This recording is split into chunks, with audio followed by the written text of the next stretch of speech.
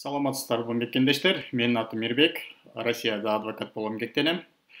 Бүгүн болсо видео аркылуу бир маалымат жөнүндө кайрылайын дегем.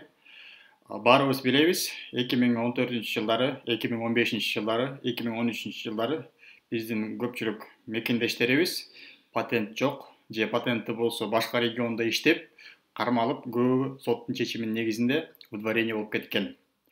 Ошол чечимдерди кайра жок кылуу ыкмалары бар. Анткени закон, смягчающий положение лица, которые подвергнуты к административной ответственности, имеет обратную силу деген эреже бар.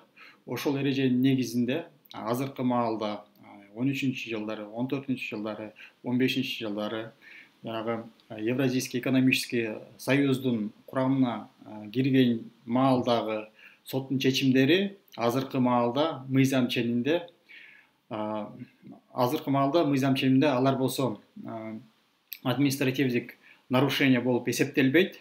Ошол себептен төмөнкүдө айтылган эреженин негизинде выдворение болуп кеткен биздин мекендештерге кайра кассационный жалоба жазып, в порядке вступившего в законную силу деген чегинде кайра жазып, өзүңөрдү выдворениядан чыгартырып, кайра ошол кирсеңиздер болот.